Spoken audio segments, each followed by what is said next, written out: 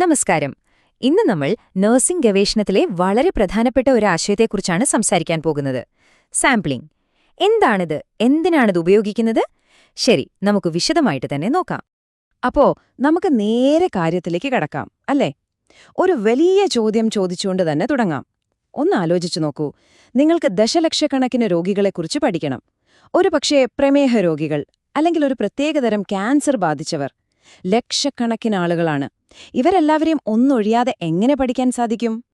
എല്ലാവരെയും ഒന്നൊന്നായി പോയി കണ്ടുപഠിക്കുക എന്നൊക്കെ പറയുന്നത് പ്രായോഗികമായി നോക്കിയാൽ ഏതാണ്ട് അസാധ്യമാണ്.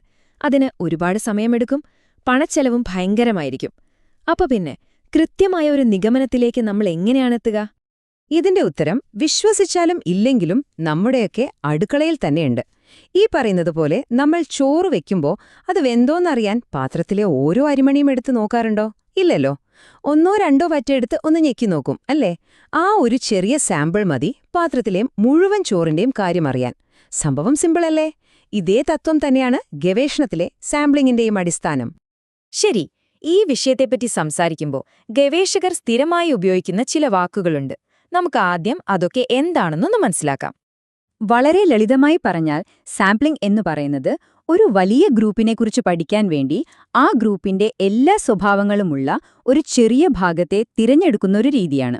എന്നിട്ട് ആ ചെറിയ ഗ്രൂപ്പിനെ പഠിക്കും. അതിൽ നിന്ന് കിട്ടുന്ന വിവരങ്ങൾ വെച്ച് ആ വലിയ ഗ്രൂപ്പിനെക്കുറിച്ച് നമുക്ക് പൊതുവായ നിഗമനങ്ങളിൽ എത്താൻ കഴിയും. ഈ ചിത്രം നോക്കൂ. ഇതാ പ്രോസസ്സ് വളരെ വ്യക്തമായി കാണിച്ചു തരുന്നുണ്ട്. ഏറ്റവും പുറത്തുള്ള ആ വലിയ വൃത്തമില്ലേ, അതാണ് പോപ്പുലേഷൻ. അതായത് ഗവേഷകന് താൽപ്പര്യമുള്ള മുഴുവൻ ആളുകളും. അതിൽ നിന്ന് നമ്മുടെ പഠനത്തിന്റെ ചില മാനദണ്ഡങ്ങൾ വെച്ച് തെരഞ്ഞെടുക്കുന്നവരാണ് ടാർഗറ്റ് പോപ്പുലേഷൻ. പിന്നീട് ഗവേഷകന് നേരിട്ട് സമീപിക്കാൻ പറ്റുന്ന ആളുകളാണ് ആക്സസിബിൾ പോപ്പുലേഷൻ. ഒടുവിൽ അതിൽ നിന്നും തെരഞ്ഞെടുക്കുന്ന, യഥാർത്ഥത്തിൽ പഠനത്തിൽ പങ്കെടുക്കുന്ന ആ ഒരു ചെറിയ ഗ്രൂപ്പ്, അതാണ് നമ്മുടെ സാമ്പിൾ. അപ്പോ സ്വാഭാവികമായും നിങ്ങൾക്കൊരു സംശയം തോന്നാം. എന്തിനാണ് ഗവേഷകർ ഇങ്ങനെയൊരു സാമ്പിളിനെ ആശ്രയിക്കുന്നത്? മുഴുവൻ ആളുകളെയും പഠിച്ചാൽ കുറച്ചുകൂടി കൃത്യമായ റിസൾട്ട് കിട്ടില്ലേ? ശരിയാണ്. നമുക്ക് സാമ്പിളിങ്ങിന്റെ ഗുണങ്ങൾ എന്തൊക്കെയാണെന്ന് നോക്കാം. ഇതിനെ നമ്മൾ വെറുമൊരു എളുപ്പവഴിയായിട്ട് കാണരുത്. പല സാഹചര്യങ്ങളിലും വളരെ കൃത്യമായി ചെയ്യുകയാണെങ്കിൽ സാമ്പിളിംഗ് കൂടുതൽ മികച്ച ഫലം തരുന്ന ഒരു സ്ട്രാറ്റജിക് മൂവ് തന്നെയാണ്. ഇതിന്റെ പ്രധാനപ്പെട്ട ഗുണങ്ങൾ എന്തൊക്കെയാണെന്ന് വെച്ചാല്, 1. സമയം. പഠനം വളരെ വേഗത്തിൽ പൂർത്തിയാക്കാൻ പറ്റും. 2. പണം. ഒരുപാട് പണം ലാഭിക്കാം. ചില സാഹചര്യങ്ങളിൽ ഇതുമാത്രമാണ് നമുക്ക് ചെയ്യാൻ പറ്റുന്ന ഒരേയൊരു മാർഗം. അതിനെല്ലാം ഉപരി ഒരു ചെറിയ ഗ്രൂപ്പിൽ മാത്രം ശ്രദ്ധ കേന്ദ്രീകരിക്കുന്നതുകൊണ്ട് നമുക്ക് കിട്ടുന്ന ഡേറ്റയുടെ ക്വാളിറ്റി ഉറപ്പാക്കാനും സാധിക്കും. ഇത് വളരെ ഇൻട്രസ്റ്റിംഗ് ആയിട്ടുള്ളൊരു പോയിന്റാണ്. ഒന്നാലോചിച്ചു നോക്കൂ.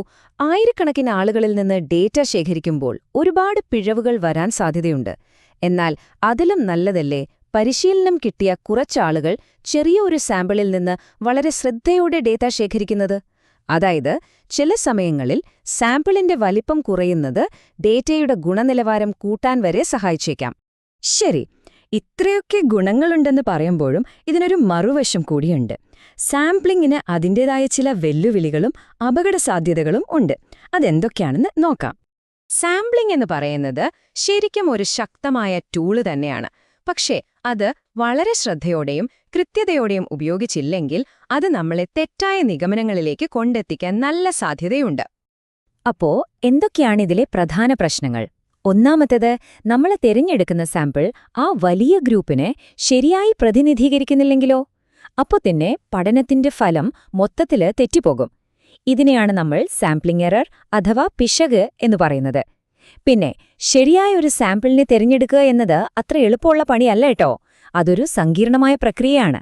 ആരെ പഠനത്തിൽ കൂട്ടണം, ആരെ ഒഴിവാക്കണം, ഇതൊക്കെ തീരുമാനിക്കുന്നത് ചിലപ്പോൾ ഗവേഷകർക്കൊരു വലിയ തലവേദന തന്നെ ആവാറുണ്ട്.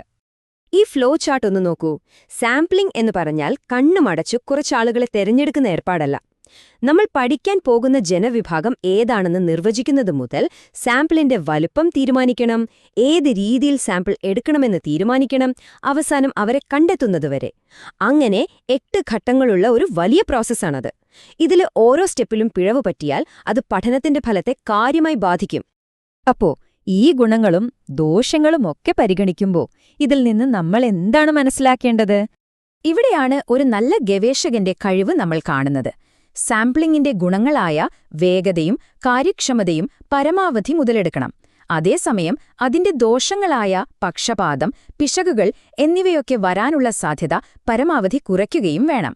ഈ രണ്ടിനും ഇടയിൽ ഒരു ബാലൻസ് കണ്ടെത്തുക എന്നതാണ് ഏറ്റവും വലിയ വെല്ലുവിളി. അതുകൊണ്ട് നമ്മൾ ഓർത്തിരിക്കേണ്ട പ്രധാനപ്പെട്ട കാര്യം ഇതാണ്: ഇന്നത്തെ കാലത്തെ ഗവേഷണങ്ങളിൽ സാമ്പിളിംഗ് എന്നത് ഒഴിവാക്കാൻ പറ്റാത്തൊരു കാര്യമാണ്. അപ്പോൾ അതിനെ എങ്ങനെ ഏറ്റവും നല്ല രീതിയിൽ പിഴവുകൾ കുറച്ച് പക്ഷപാതമില്ലാതെ ഉപയോഗിക്കാമെന്നതിലാണ് ഗവേഷകർ ശ്രദ്ധ കേന്ദ്രീകരിക്കേണ്ടത്.